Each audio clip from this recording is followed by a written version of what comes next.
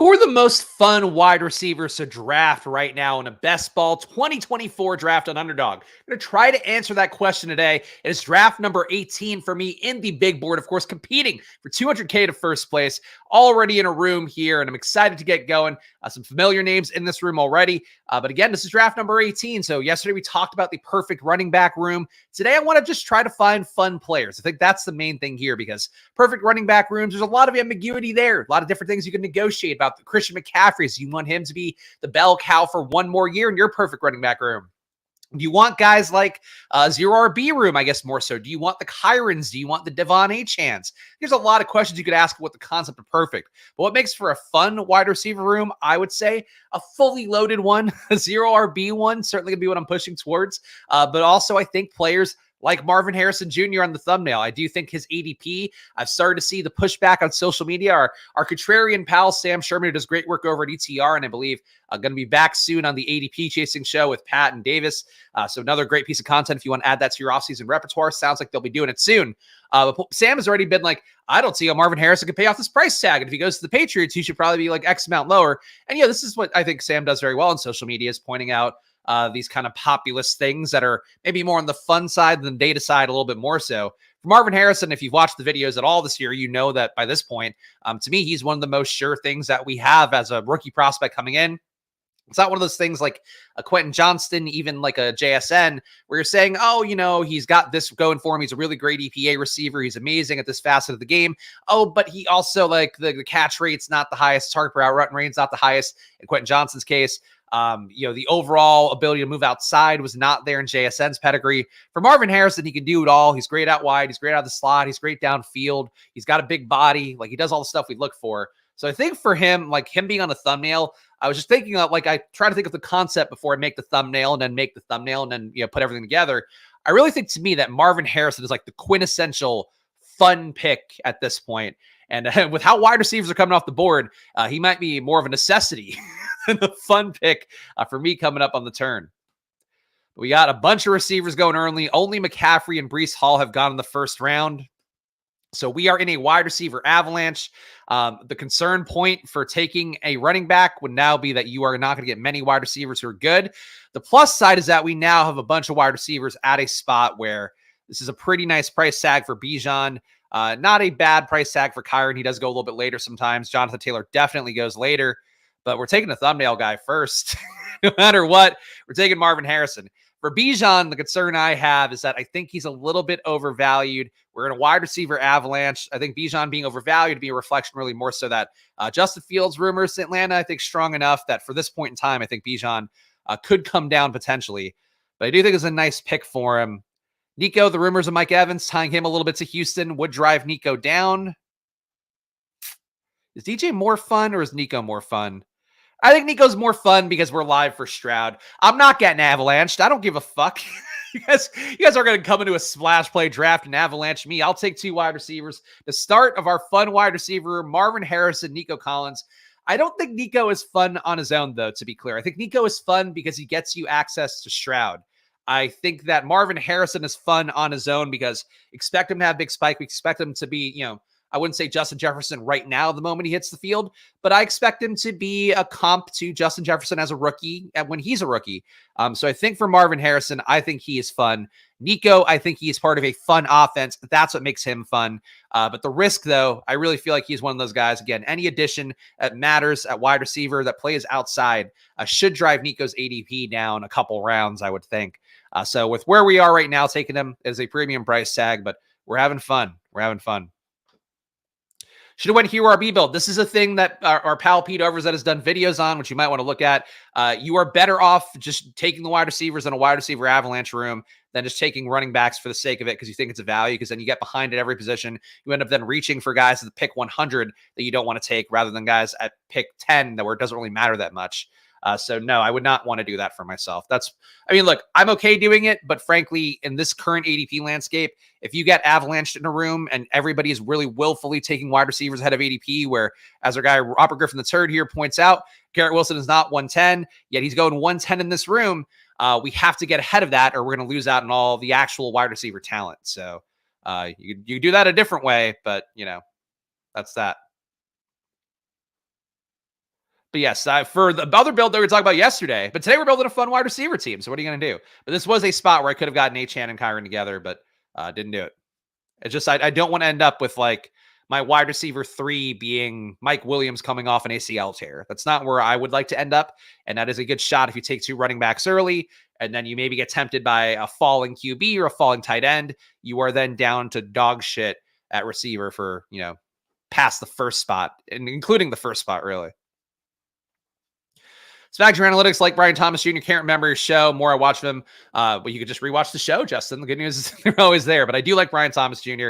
He was a high EPA receiver downfield. What was the exact number?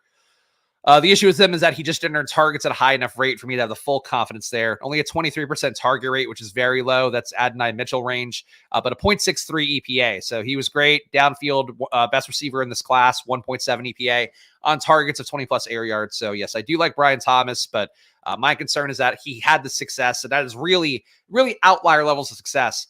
My concern is that he had that because of Malik Neighbors being so good underneath. So it could be the case that he's just really good, that Brian Thomas is really good, but that helps you out a lot if you're a downfield target and you have an amazing underneath target who sucks down, 35% target rate underneath you. All right. Got tempted by running backs last draft. Forgive me, Father Spags, for I have sinned. I mean, look, I think this is the thing now. I'm excited to see guys like Mem in here who I don't know. We'll give your full name. Mem for Life J. Sorry. So Jay here, who is in fact Mem for Life. I think that, having new guys in here, you guys have to keep an open mind if you love running backs here, because if you haven't watched Splash Point in the past, I am mostly a 0 RB drafter. I don't love running backs, taking them early. I'd rather have a loaded wide receiver room, because I think in particular with the prep work that I do, and in general, hopefully guys like you do watching the stream, I think you have better ability to pick out late running backs. Now, that said, last year I undervalued Kyron Williams because, the main surge of news item that led to his ADP rising in August was that he was going to be the third down back. I felt like a half-point PPR back that I didn't think was great in his rookie year. He didn't perform that well analytically. He also was hurt and didn't play the entire year. But for Kyron, didn't see enough there. I think that's the takeaway really, though, is that if I had been a little more agnostic like I was on DraftKings then, where I thought the PPR points would help him, I think you're going to have some better results. So the hope is that your ability to decipher news and also use analytics will help you find late running backs who can hit a higher rate. So they were there last year. Obviously, the winner of BBM had a 0 RB build. I think the winner of DK might have had a 0 RB build as well. That's because, it's easier to do that if you are hitting on the players, whether it be luck or through, your own ability to again, sift for gold late. So I rather would draft no running backs in the first 5 rounds across everything. And in fact, there was some data our pal Brick tweeted out, which you guys might have seen if you saw the replies to my stream with Neil Orfield that we did earlier this week. I was basically one of the most standard deviation drafters out there. Brick referred to me as, in fact, the 9th loosest drafter out of all the 150 maxers. I think there were 900 150 maxers. And because of my moving around for ADPs and whatever, I am in fact a top 10 loose drafter. So I'm going loose. Loosey-goosey here. Really wanted Neighbors to come back to me. I think a Marvin Harrison Neighbors build is going to be unique because people won't want to take the risk on 2 rookies early. Are they going to both hit their ceiling outcome enough? That's a question mark, but, we'll persevere.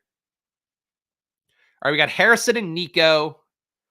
Not picking for a while here. Who's undervalued? I do think Drake London is undervalued for what this opportunity is going to be. Doing Drake London. All right, we got one more here. Who do I really like here? I think Cooper Kupp is undervalued. I think Higgins probably appropriately valued. Keenan Allen, I just can't keep taking the old guy risk. We didn't take Hurts, so I don't want to take Devontae. I probably should have just gone Hurts and Devontae and not gotten cute here. But I'm taking guys that I think have reasonable upside at each position. And I think for Cooper Kupp, I think he's a fun 4th round pick. I know people are going to be down on the injury stuff, going to be down on Puka surging. But, again, Cooper Kupp is going to benefit from Puka being better and also having defenses now of a year of film that are saying, hey, how do we stop Puka? That's going to be a lot more of a question this year than it was last year, where Cooper Kupp, that's the guy you're trying to solve for. Kyron to a lesser extent. I think that's really the thing that I expect to change. So to me, Cooper Kupp undervalued in the 4th round. You were able to get him in the 50s at one point. So that's the downside in the big board draft, but I don't know. Am I doing a smoking stream on 420 again? I have not planned that far ahead yet. We got 2 months. We'll figure it out. So I have to get back to Bindles. I don't want to like he sent me a message, and I actually only read it briefly because I was in meetings all day yesterday. I don't think I'm going to be able to do this Friday because he wants me to run the draft as well, which I just don't want to do. So we'll figure it out, but I don't think that's going to happen. I'm sorry if he's promoting it already or if he posted an event as he sometimes does. Really hope Fields ends up in Atlanta. Yeah, I agree. I mean, I think that you definitely want Fields, I think, more than a Russell Wilson. Russell Wilson, it's looking like not as likely for Pittsburgh, was the report from a Pittsburgh beat guy who thinks that they were going to go back with just Rudolph and Pickett and let the winner get the job, which is kind of odd given that we did hear some Tannehill rumors a couple weeks ago. I'm not sure, I would trust the beat guy who's local in Pittsburgh more than I would, general rumor monger out there who might have just gone like, oh, Arthur Smith. He previously was the offensive coordinator for Ryan Tannehill. They'd probably love to reconnect. So I'm not sure if the Tannehill thing actually happens, but that was the most recent report that I saw. I think it was the Athletic Pittsburgh guy. But apparently they are not. Yeah, apparently they are not going to have a shot to get Fields. Or who was somebody? Hold on, sorry. Somebody had Steelers. There we go. Tanner had Steelers and Fields. I'll just keep clicking chats till I get the right one. Jalen Hurts at pick 42 feels pretty good, I think, if you got that. MN Bass, our guy soaks it up here. That is too big of a discount on Jalen Hurts. Kellen Moore coming over, I think going to be an improvement on Brian Johnson. I guess the one concern point would be that Kellen Moore, he seemingly forced Dak to run a little bit more in his offense than this past year. Herbert ran about 5 times a game, which I guess is slightly up, but didn't run as much as he probably could. So is he going to be the guy who takes Jalen Hurts' rushing opportunities to the next level? Or do they try to force Hurts to be a pocket passer a little bit more? I think that's a real question mark for Hurts, but probably not enough to make him fall to 42. I think that's a little bit silly. Are there any other fun wide receivers in this round? Probably not. Like, I feel like all these guys, like Devontae, probably not fun anymore. Keenan Allen, I don't know if he's ever been fun, really, even though he obviously had a great year last year. But PPR scams, I feel like not going to be the definition of fun. Amari, nobody really likes him, even though, him, I think he's been great for years analytically, and still a guy, obviously, that broke us that big 50-point game or near 50-point game that advanced a lot of teams in the playoffs last year, only for him to not show up for the week he actually needed it. But for Cooper, probably still not fun. Zay, domestic violence stuff makes you less fun, I think. Technically should be fun, but I feel like he doesn't actually play. He's not as exciting as Tank Dell, I don't think. So I would say that Zay, fun, but not quite as fun as Tank. Jaden Reed seems so not fun. Yeah, I guess a slot guy who gets Debo-esque runs and not really like fun electric plays. I think he was a reliable target, but not the most fun on that front. I think that Calvin Ridley, not fun to be clear, though we'll see where he goes, but I don't think he's going to get an upgrade in the opportunity that he gets as a free agent this year. DK Metcalf, I think could be fun this year. Actually, I think this range here, pretty fun overall. DK Metcalf, fun. Chris Olave, no Michael Thomas this year. I think going to be a good thing for Olave becoming more of that alpha target earner. Hopefully, you would think. It's still got Derek Carr throwing the ball. But I think Olave, fast guy, downfield target in a dome, inherently has to be fun. Tank Dell, definitely fun. I think short guy, does some Tyreek Hill stuff. I think that's always going to be a thing that we'll calculate there. Jalen Waddle, fun offense. Is he himself fun? Iffy on that one.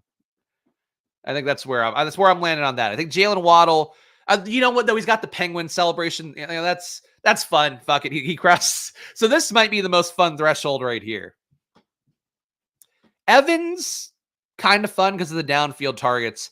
Pittman, I think decidedly not fun. I think seems like a likable guy. Apparently he gets does his own hay bales to feed his cows and stuff, which I saw at a TikTok that I think the Colts posted this week.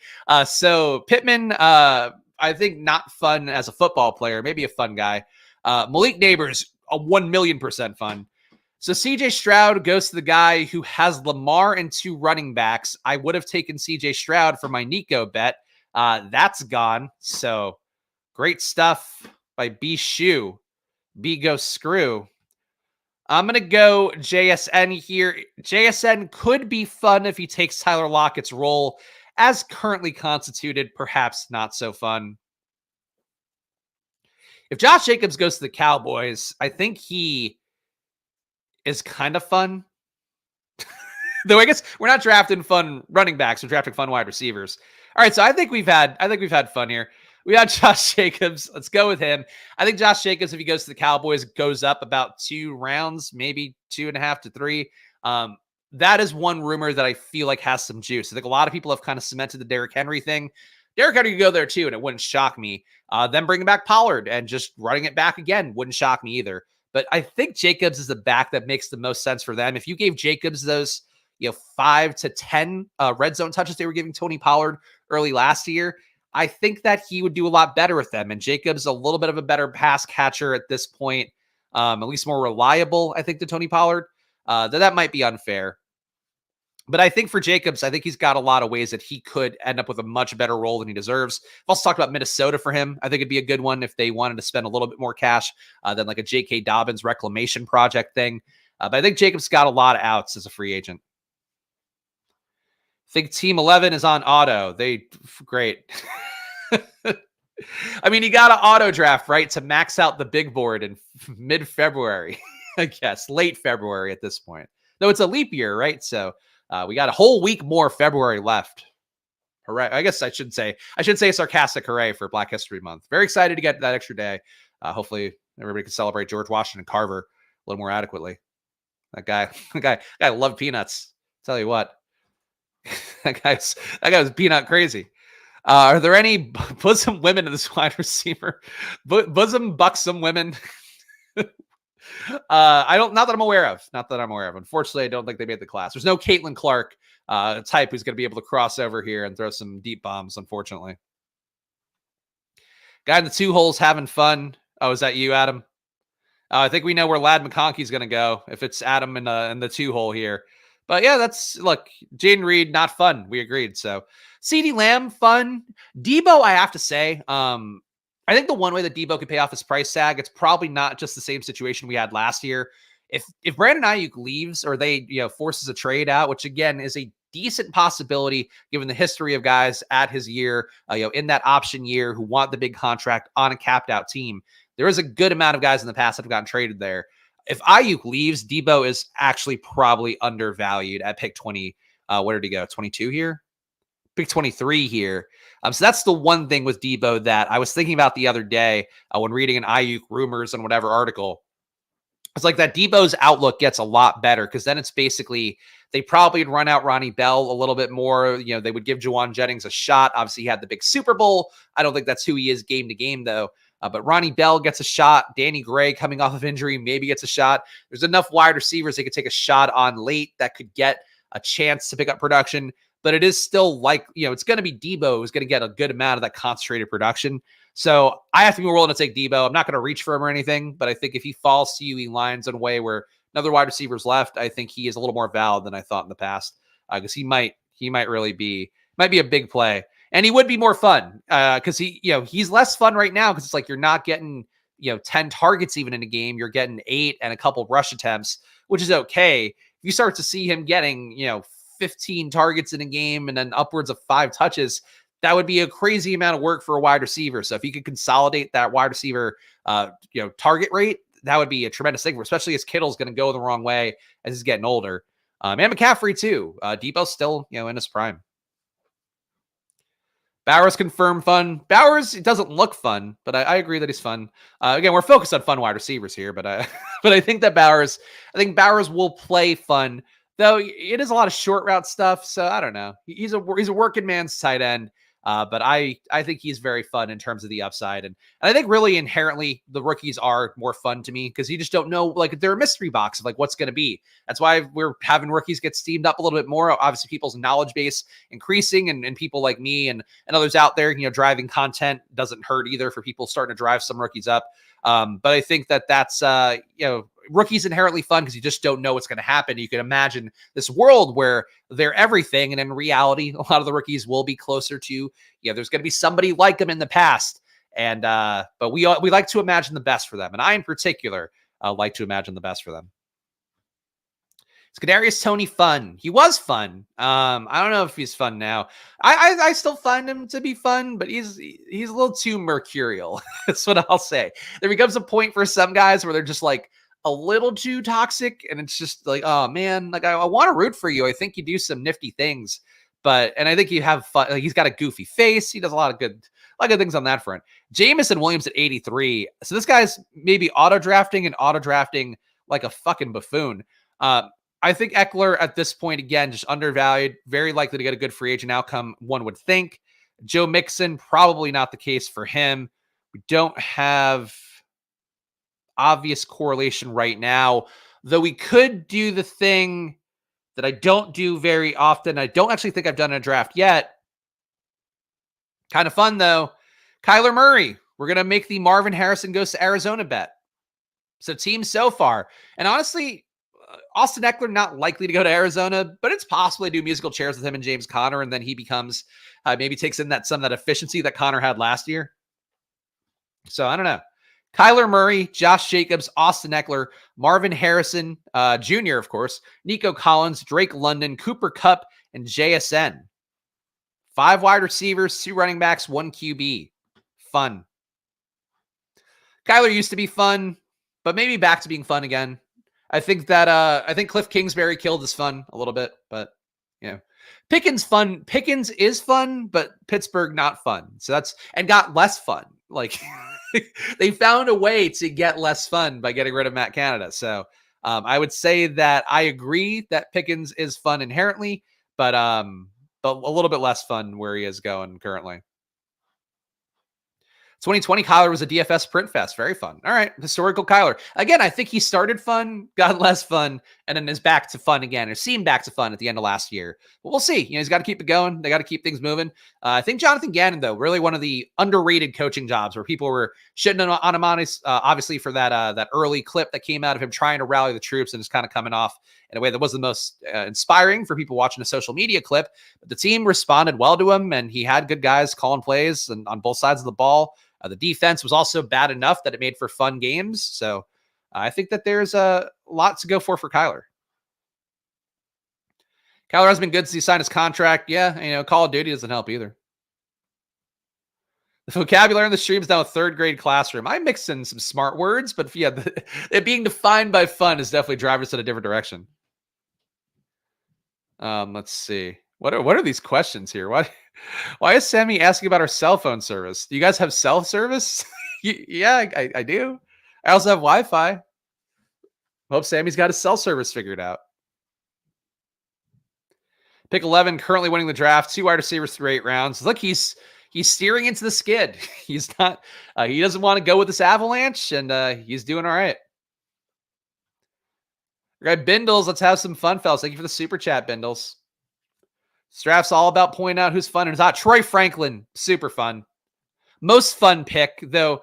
Josh Downs, fun. Marquise Brown, when he was at his most fun, he was on the Ravens, who were inherently unfun, so that's a little bit tough. But Troy Franklin, somebody was saying Jacoby Myers, fun. Jacoby Myers, not fun. Whew, that guy is like a fucking mayo sandwich. Jacoby Myers. As a human being, I don't know. He might be a really fun guy. I like his dreads, but besides that, I think for Jacoby Myers, the year he had no touchdowns, not fun. Him taking targets away from Devontae Adams to pad his own pocketbook, not fun. Vegas as a whole, I think more fun with Antonio Pierce, but still a defensive coach. They're not going to air it out like crazy unless they want to insult the Chargers for some reason, like they did in that one game. But not the fun configuration for Vegas. Oh, AT&T is having issues worldwide. Interesting. I am an AT&T member, but yeah, actually, I have my same 5G service right now, at least in the Pennsylvania area. I don't know. Sorry, AT&T fans. I just have to apologize to different fans on here. It's the first time I think I've apologized to AT&T fans. Trey Tucker is kind of fun, yes. But does he earn enough targets to really be fun? A little bit of a mirage. Adam wanted Troy Franklin. Yeah, we all do. How could you not want Troy Franklin? I've only heard genius people talking on stream about him positively, so I'd say Troy Franklin. Though I really think the public is catching up on Troy Franklin. He is now, I feel like everybody's lionizing him on social media and talking about him being a great pick for the Chiefs, for the Bills, for this, for that. So we were ahead of the curve on that, which is good news. The bad news is I don't know if it's a good thing when my opinion that I gave here on stream then becomes the chalk a couple weeks later, because it just makes me early chalk. but I like that people are on board with him. Keon Coleman, still think overvalued in this range. He's young, he's big, he flashes a few things on film, but analytically, very not good in a way that I would have a hard time buying in on. But we will not worry about that for us. Do need a second QB at some point. Don't think it has to be anybody here. Can't believe this guy. I mean, this auto drafter potentially or whatever he's doing took Stroud. Stroud would have really made the team, I think, pop a little bit more. Javonte, not the most exciting pick, but we could really solidify running back here meaningfully, which I think would be nice for this team. All right, Javonte. And I still think that there is a very large jump coming for Chase Brown.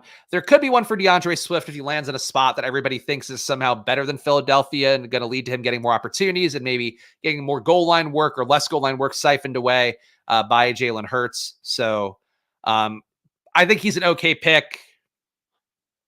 Honestly, Chase Brown's got a lot more question marks, and I feel like this team is good enough that I can really start to dunk it home. I am going to take Swift here. I think Brown normally would be the better pick for me, but because I feel like I have a pretty good advantage, I like this wide receiver room a lot. I like having Kyler with Marvin Harrison as the theoretical stack. And I like my running backs. I think three of these guys get nice outcomes in free agency, whether it be Josh Jacobs going back to Vegas, whether it be Eckler. I don't think he goes back to the Chargers. If he did, I think he'd probably get bell cow level work in a way that he probably didn't get last year. DeAndre Swift, I think, would be better off in free agency going somewhere in the hopes that they'll feed him reliably every game instead of just when the game script fully fits him. But I think Chase Brown's got a lot of upside. I think Chase Brown, to me, if people know that Joe Mixon is cut, I think Chase Brown is going probably around Tyjae Spears would be my guess. Maybe a little bit later, maybe like this Montgomery area, but he's probably going 30 to 40 picks earlier. So different things for different teams, I guess the main thing. I think you want to have different textures based upon what you've built and what you have there, and it's probably a point I don't say allowed enough on stream. Brett Coleman on Underdog Video is not a fan of Troy Franklin, one of the few I've seen who's not. All right. I mean, he does good stuff from what I've seen. I know he was in on AR last year, which I enjoyed. Can't agree on everything, but I think the one risk for Troy Franklin is that Oregon's offense was so efficient across everything it did that maybe he's not as good as he seems. But, again, it's going to come down to if he's fast. Like if he's as fast as he looks on tape, I think it's going to be a very positive thing for him. But yeah, look, people that have different opinions, and if you want to follow the Brett Colemans of the world, you can. I just think what I saw analytically with him, and then also, looking at the data first and looking at the video, it's like, okay, for Franklin, I really think there's potential for him to be a world beater if he lands in the right spot. And if he lands in the wrong spot, he's Marquise Brown, which is still not bad at his ADP. I like Troy Franklin. Think he's appropriately priced. However, he almost always gets taken off at ADP, so it's tough to get him at good value. I mean, the thing you have to remember is that I agree, like on these streams, he's definitely getting there. In rooms off stream, I have to assume he's going, 12 picks later sometimes, 10 picks later, because he's very rarely falling to me on stream. So, somewhere out there to keep that ADP stagnant, he's got to be falling in other rooms. So what rooms those are, I wish I knew. The AT&T guy's suffering. Al Stroud, I'm sorry to my AT&T brothers out there. I am also an AT&T man, but I have the same ass reception I always have. But yeah, no, it's working. I'm getting notifications and stuff. I don't know. I don't know what to tell you guys. Guess you're not paying for the good AT&T. here in Pennsylvania, we pay for the good stuff. We go, I really want only the best AT&T for my palate, and then give it to us. Jaden Daniels goes at 122. He would have been a very fun pick. I really think I solidified my team, but Jaden Daniels might have made the team pop a little bit more. I don't know what the outcome, like what the correlation for Jaden Daniels would have been for me. I guess the Jaden Daniels to Atlanta would have been it. The hope that he can go there instead of a vet. I'm not sure. I think a lot of things were linking Atlanta to vets. The Justin Fields stuff we've talked about a lot on here, which would be fun, would be exciting and all of that. I think that I would say they're equally likely to get a rookie and bring him in. And I think there could be some smoke screening as well for them with vets and then whatever. Obviously, they're going to know before the draft because the free agency stuff is going to, most likely, or I guess trade stuff as well, going to happen before the draft.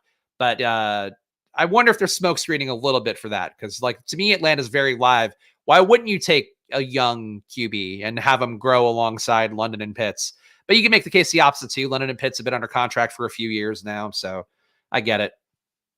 I think for Atlanta, best case outcome, if they really were going to make a leap, would be they get Kirk Cousins. I think second best outcome / probably best fantasy outcome would be they get Justin Fields.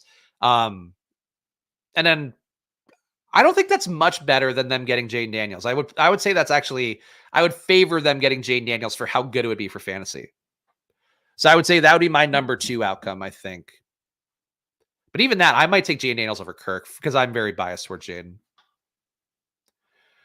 What do you think about the Vikings running back room? I think they're going to add somebody. I don't think Ty Chandler's great at cost right now. If you're building some Viking stuff and making a bet on them materially, I think that works a little bit better. But I really don't believe that they keep it with Ty Chandler being the lead back. I think they will add somebody of some utility for sure. All right, what are we doing here? 1450. We got 2 picks. Again, we can really slam home, I think, some good stuff here. I think that's what we have to do. I'm going to take Charbonnet with 1 pick for sure. He'll be my RB5. We're going to try to make a concentrated bet on Seattle. Unsure if it'll be with the QB. I do think that Dalton Schultz makes sense for this team with a bet we have on Houston. He's obviously could move somewhere else, and then we wouldn't be stacked. But I'm going to take Dalton Schultz here. We need a tight end. I think we have a good 5 at running back and wide receiver, and we'll see what we get on the way back. So a QB, Kyler Murray. At running back, Josh Jacobs, Austin Eckler, Javonte Williams, DeAndre Swift, and Zach Charbonnet. At wide receiver, Marvin Harrison Jr., Nico Collins, Drake London, Cooper Kupp, JSN. And then a tight end, Dalton Schultz. I'm a fan of this team, guys. I don't know, there were more pockets of wide receiver that could have been more fun to hit to fit the theme of the video, but I like where we are. Steph here, our girl Steph, of course, taking some time out from hanging out, teaching the kids. Appreciate seeing her here. Of course, appreciate seeing all you guys live. If you're not subscribed to Splash Play, feel free to do that now. We got lots of great people in the chat, as you can see here, including our pal Tyler, who just gifted 5 memberships away. Thank you to Tyler for that kind gesture. And that's what Splash Play is all about. We have a lot of generous people in the chat with both their time and energy and money, but also you coming in here. You can be a part of the glory that is Splash Play. New streams, new drafts, Monday to Friday, every day at 11 a.m. I went with the wrong. I have to go the big one. Whoa, look at that. There we go. Lad McConkey goes to Bishu. Our poor guy, ADW1. I'm sure assuming he was going to get Lad safely coming back to his lap. But Lad will go to the guy who sniped me on CJ Stroud for absolutely no reason. Is Lad a fun wide receiver pick? Depends on if you're our guy Adam in chat. If you are Adam, yes. If you are Hayden Winks, also a yes. So some great minds coming together there. For me, I need to see something from Lad that I've not seen thus far. He did not qualify to make my sheet because he was not a top 200 target earner in anywhere on the field, which is a bad sign, I think. But Georgia, Georgia's offense runs a little bit different. You had Brock Bowers there taking targets away. And that's the defense for Lad McConkey. In addition to the fact that he's apparently a good route runner, I would say from how I view him, I think Roman Wilson is the fast Senior Bowl steam guy. Lad McConkey is the route runner, Senior Bowl steam guy. So that's how I view them, is that people are very into Lad because there's some positive reports about him being a good route runner. And people, I think, really want to get to that type. But there we go. Daniel Jeremiah was hyping Lad on Twitter yesterday. I don't know if it's, I know that Daniel Jeremiah has been doing this for a while. I feel like I'm running against Daniel Jeremiah on a lot of stuff this year. He also loves Rome Odunze, remembering correctly, and was like, he put some tweet out where he's like, he's a great guy, awesome human being, and also like an amazing downfield target. And I was like, he was a great downfield target in terms of results, but like we talked about with Tez Walker, where he wasn't a great EPA receiver, but still got the results because he was leading the league in air yards, leading college football out of all the guys who were going to get drafted this year in air yards. I kind of think that Rome Odunze is the slightly more talented version. But as we've talked about a lot with Rome Odunze, I know for people who are regulars here, you hear it too much from me. But if he's slow, he is a potential disaster. If he's like a 4.45, then he's, I think, in a good position to do it again in the pros. But a lot more questions about him than Marvin Harrison and Malik Neighbors. And I think Odunze could still be fun, but he's, to me, less fun because I don't want to get caught holding a different version of a Quentin Johnston bag. Legendary Upside Dynasty Pod, again, was mostly down on Lad. All right, there we go. Why is there steam on Lad? Just haven't seen anything in film or data that makes him anything more than a late round 70 to 20 flyer. He played on Georgia. SEC teams are about as public as you can get, besides like Michigan. So I think for them, that's the one part. But yeah, I would say that's the main thing is like a lot of people on social media liked what he did at the Senior Bowl. A lot of good reports about him being the best route runner there. He really, but what does it matter necessarily? Because you're not going against top tier prospects, and the secondary either. So I don't know, man. There's enough smart people who've liked Lad that I'm willing to keep an open mind if he's falling in ADP. But if it ever gets like steamy for him, I don't see it personally. And I think it's, he's a slot guy in a class of slot guys. Like, which seems to be the case every year now. Adam keeps claiming he's a 4.42 guy. We'll see. Roman Wilson and Ladd McConkey need to put up some crazy speed when they do their stuff. 1.551 here. We need a second QB. I might be able to. Am I going to be able to push Geno? That's my fear, is that I'm not going to be able to push Geno any further. Geno coming back to Seattle. Still think there's a chance he could lose that job in season or something. Depends what they do around him. But I'm going to take Geno.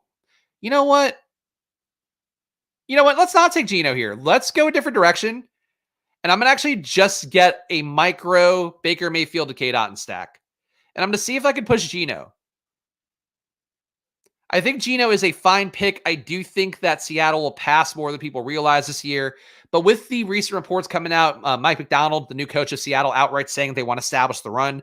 I think people are going to read into that too much the opposite way, or, the way that it's intended, where he's going to establish the run. Even though the quote was that he wants to establish the run on first down to set up play action to do that. And I think with who they hired at offensive coordinator, as I've said a few times on stream, Ryan Grubb, with what he ran in Washington, I just don't think he goes to the pros and abandons everything that led him to success in college for, again, a team that I don't think was as talented as some of the other ones in the Pac-12, let alone that they ran into in the college football playoff. So I think that Geno has a shot to come back. Obviously, I'm saying this in a room where a lot of people are listening to me, and some of them might have a Seahawk as well. But that's my hope, is I could push Geno back for a 3 QB build. Maybe. Driving any drafters early NFL action? I'm not. Frankly, I like drafters. My priority is just stream content right now. I'm not even doing underdog drafts off stream. Just like I'm trying to make a meal of it more so and not get myself sick of it is like the main thing by doing it every day here on stream. So for drafters, I would do it. I'm happy to do it. And I hope we do it as part of like a workload of drafts. We're doing a drafter stream a week would be nice. But I have not brokered a deal with them for it yet. And I actually haven't talked to their CEO in a couple weeks. So I'm not on there right now personally, but it's a great site. I think our promo code, as I said before, drafters still works. I think it's 50K to first on there. And it seems like our guy Tyler definitely advocating for it in the chat. So promo code SPLASH if you want to check out drafters and double your deposit up to $100. All right, let's see. News tough to make concrete predictions for rookies. Only trying to draft projected day 2 rookies are better. Interesting. Yeah, I will say day 3 rookies definitely hurt me last year. I thought that the big one for me was Dwayne McBride. I really thought that Dwayne McBride showed enough at a small school, and kind of wondering now if maybe there's a big difference between running backs at a small school and wide receivers at a small school. Because wide receivers, like, obviously, it's easier to beat shit competition if you're playing at Liberty or something like that, or even if you're playing against Liberty or playing at Liberty. I think that's one of those things that you definitely can still be a fast wide receiver. You're just playing against shitty guys. For a running back, though, it's like much easier to look like a good running back if you're playing at a UAB or something like that, where you're just not a lot of guys who are equipped to stop you, really. And I think for McBride, maybe he can get off the practice squad this year, but he was one of those guys last year where he got drafted, but got drafted late and then did not have the ability to move up that depth chart, even though that was a very winnable depth chart. But that's obviously, a micro example to talk about somebody. But I think that McBride was a little bit overvalued by me because of how good he was against, guys who, again, are probably accountants right now or whatever. Geno goes to MN Bass, of course, who was in our draft room. He has Tyler Lockett for himself, so we will not get Geno as part of this build. Don't really need it. Would have been a luxury 3 QB build, but it's okay. And I do think if I'm wrong about the Mike McDonald stuff, if he does really just want to establish the run, probably hurts Geno enough and still could prop up Charbonnet and prop up JSN enough. So I'm okay with this outcome. Didn't need Geno. Well, in general, so I mean, so did Tank. Like Houston's not a big school. Tank Dell is not a big school. I guess it depends what we're saying. Small school. The point being, I think a wide receiver. Christian Watson's the best example. Like he's crazy tall. He's crazy fast. Obviously took a little bit for him to adjust, and still the injury stuff is there. Though I don't think that's related to him going to a smaller school. But I think that we've seen it happen enough times. Keaton Mitchell too cheap at this range. He will be part of this team easily for my RB6. And then Trey Palmer will be my wide receiver 6 now that we are on Team Baker Mayfield. So 2-6-6-2, Kyler Murray, Baker Mayfield, a running back, Josh Jacobs, Austin Eckler, Javonte Williams, DeAndre Swift, Zach Charbonnet, Keaton Mitchell. At wide receiver, Marvin Harrison, Nico Collins, Drake London, Cooper Kupp, JSN, and Trey Palmer. And a tight end, Dalton Schultz and Cade Otton. So what I think is fun about Trey Palmer is that we liked him a lot last year. If you guys recall, I thought he was one of the few guys who actually acquitted themselves well outside in that class. So that was something that I thought stood out. He ended up actually getting good opportunities outside and the slot for Tampa Bay. But he could be the replacement for Mike Evans if they do let Mike Evans go. Mike Evans reportedly wanting about $20 million a year was the most recent contract report. Tampa Bay not willing to pay that in extension. So it's possible that Mike Williams comes down in price tag once a market is set for him and somebody gives him an offer and they know then the Bucs are like, all right, fine. If the Chiefs offered you $15 million, we'll pay you 16 or something. So that's where it's still a very likely outcome. I think franchise tag also a possible outcome, but for Trey Palmer, I think he could really win out if Mike Evans doesn't come back. And they don't make a meaningful replacement. So Godwin would also obviously look a lot better too, but Palmer, I can take it 181 here, and I cannot take Chris Godwin at 181. Poor Adam didn't get Ladd, so I'm all discombobulated. How are you going to survive not getting a pick? Crazy, you can't see that one. Oh, good one, Lenny. Ha ha ha. Lenny, great, as good at running back picks as he is. Fucking Bart Simpson prank call bits. Every time I look at drafters, my computer says harmful site. Well, let me download anything unless I change something in settings. It's just because I think they might not have HTTPS going, would be my guess, but they're a reputable site. They've been very above board, dealing with me. Obviously, I have deals with Underdog and drafters for stuff that we do here on stream. But yeah, I would never give a cosign. That's why we didn't do anything with Thrive Fantasy, because I knew that they were not in a good spot. And they had reached out to us to do some stuff. Same thing for No House Advantage, actually, the year before last. So if I would never plug anything that I think there's a concern about them taking your money or being a scam. Grabbing a lot of 18th round JJ McCarthy, too cheap. All the mocks have him going inside the top 12. Think he's a third QB build, good third QB for my build. Yeah, I wouldn't hate that. I think he would fit with the Atlanta bet that they don't get somebody, like a Justin Fields, like a Russell Wilson. So I'd be okay taking him. Don't know that I need a third QB. I feel like Kyler, the Kyler to Marvin Harrison, I think we're making a bet that Kyler, without Connor as well, I think we're really making a bet that Kyler funnels targets heavily to Marvin Harrison or is scoring them on his own. So I could live without getting a third QB, but I probably will take one. Because I feel good at running back. Like, I really don't know that I need a 7th running back here. Could maybe take one just to give me a little bit of a buffer for Keaton Mitchell, but don't know that it really matters. I feel pretty good at every position. I actually like this team a lot. Don't think it's the most fun wide receiver room possible, but I think it is still a very logical team. Fun receivers at this point in a draft. Jalen Polk, a little bit of an air yards merchant, just like what Rome Odunze was at Washington, but still, I think, a little more fun relative to ADPs. Xavier Leggett, we've talked about a lot on here. Built like A.J. Brown, plays like A.J. Brown. Xavier Leggett, fun. We'll have to see what his combine stuff does because he's on the older side, so he does have to have a really nice combine to make sure that he gets the right outcome. Malachi Corley did a video with Steve Smith and my old coworker, actually, I would say an acquaintance / pal, Coley over at Underdog. Malachi Corley, I think, an interesting receiver. I watched a little more tape of him just to try to wrap my head around what this guy is as a 5 A-dot receiver who had a tremendous target per out run rate. I think he benefited from playing against dudes who were not the highest caliber at Western Kentucky. But I'd say for Corley, if he gets in the right spot, it's got to be like a precision QB kind of situation who wants to get the ball out fast. You don't want him, I think, with like an AR type for Malachi Corley, and it would be redundant with Josh Downs anyway. But Corley, I think, kind of undervalued, especially on full point PPR. When on drafters, Malachi Corley, I would say probably more undervalued. All right. No, so Tanner here likes this guy DeCorian Clark, who's coming off an ACL tear, and I think it was older too. You can take him, Tanner. I'll leave you all the DeCorian you please. All right. So again, I do like. So we have the little bet on the Rams. I got a lot of micro correlation here, and I'm very happy with it. Davis Allen, I think, makes this build work too. A third tight end. I feel like I'm into a very specific type of tight end here in this build, but that's okay. And then I will take, Brendan Rice would be kind of fun. Do you think he is a very fun pick at this range? Jalen Hyatt, also kind of fun with the downfield targets. JJ McCarthy would be a good third guy to add in here as well.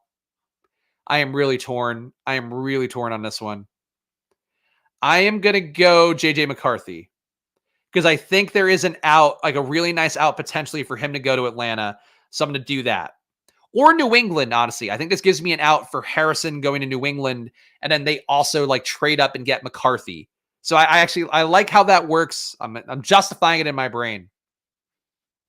Kyler Murray, Baker Mayfield, JJ McCarthy at QB is my team through 18 rounds. Josh Jacobs, Austin Eckler, Javonte Williams, DeAndre Swift, Zach Charbonnet, Keaton Mitchell at running back. Wide receiver, Marvin Harrison, Nico Collins, Drake London, Cooper Kupp, JSN, and Trey Palmer, Dalton Schultz, K. Dotton, and Davis Allen at tight end.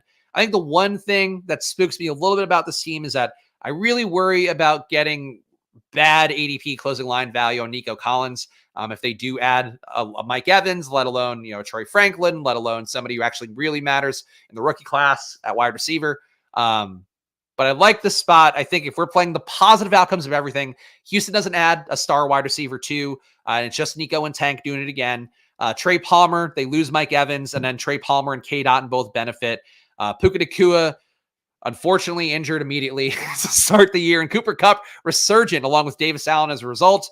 And then Drake London goes to team up with JJ McCarthy to lead the Atlanta Falcons to glory and a Week 17 matchup against Tampa Bay that goes spectacularly for everybody who bet on it. There we go. Thoughts on Taj Washington, wide receiver. He's another guy who's not in my initial draft board. I actually have to take Torrey Horton off because he is not going to be in this class. Torrey Horton, stupidly, by the way, not going to be in this class because he would have, I think, tested pretty well. Taj Washington, very high EPA receiver, 0.75 EPA per target, 32% avoided tackle rate. Those are good. Did not earn targets at a high enough rate for me to feel great about that. 27% target rate per route run, 62 air yards per game. So he made things happen. 10.7 intended air yards per target. That's fine. He was great downfield. I don't know what the volume is overall.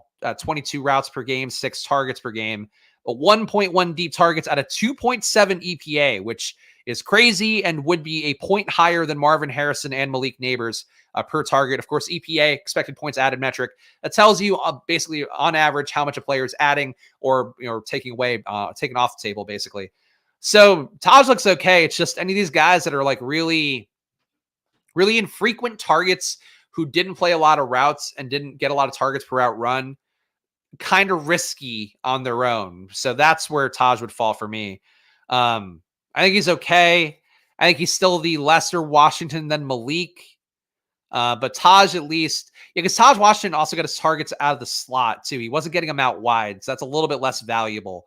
But yeah, like he's fine. I wouldn't go out of my way to get him. I think you really go out of your way to get guys where like the steam is really moving on them and they're going to likely have good draft capital.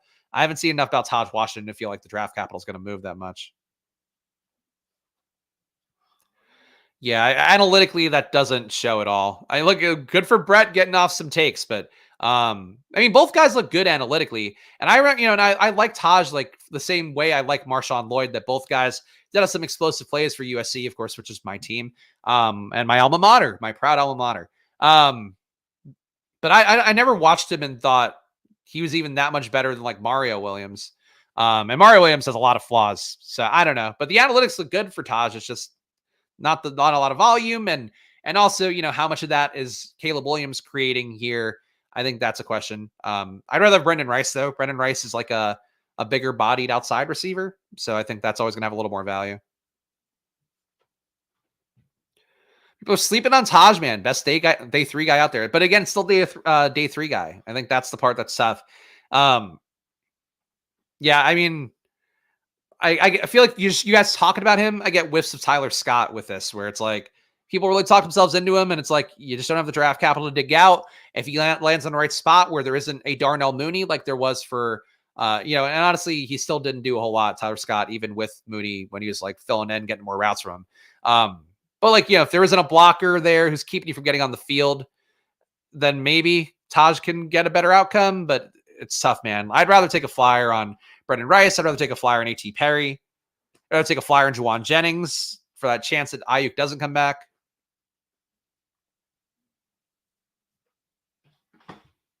Ugh, I do not want Adonai Mitchell. Just very low target earner.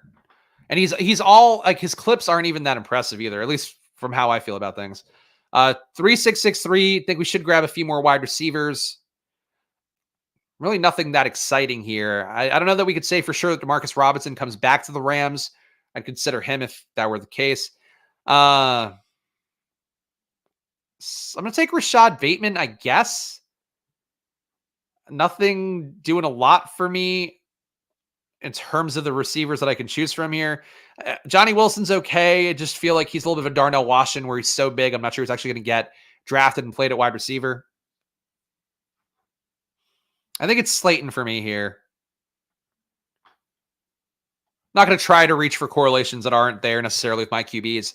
My final team, Kyler Murray, Baker Mayfield, J.J. McCarthy. Running back, Josh Jacobs, Austin Eckler, Javonte Williams, DeAndre Swift, Zach Charbonnet, Keaton Mitchell. I really like this running back room. I think these guys are all, this is a nice run of running back if you are going to be a wide receiver heavy drafter like I am.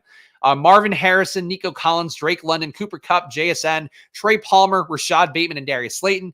Then a tight end, Dalton Schultz, Cade Otton, and Davis Allen. That is our team for the day. Some fun wide receivers drafted. A lot of fun had here. But guys, before you go, again, please do smash that like button. Please subscribe. Splash Play on that march to 4K subs, to 5K subs, 10K subs, and we can't do it without you. So please join us on that journey here. And shout out to our guy Tyler for giving away some memberships as well. Check the community tab if you want. You should see the data sheet that I put out yesterday with all of the numbers here, the EPA metrics, and also the Spags ranking score for every player out there that played in 2023. Also, go check out Probably, of course, my baby.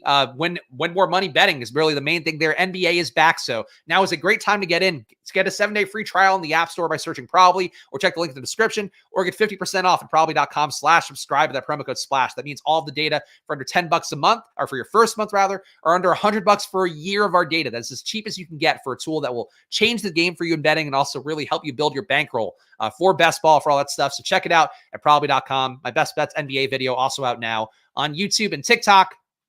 NBA is back too, so Stochastic, 15% off on their data as well. Their Sims tools, all of that is at your fingertips for 15% off at Stochastic. So check that out. Link in the description too if you don't want to enter the SPLASH promo code.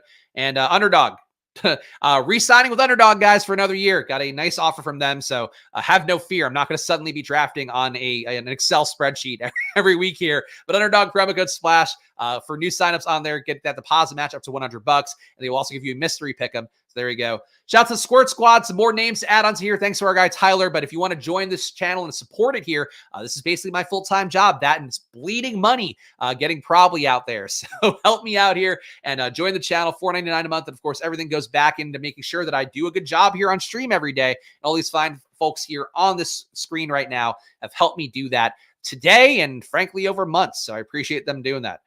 Follow me at Chris Spags. Follow the show at Splash Play Pod. Back tomorrow for one more draft. So I'll see you guys then. Enjoy your days and good luck. There we go.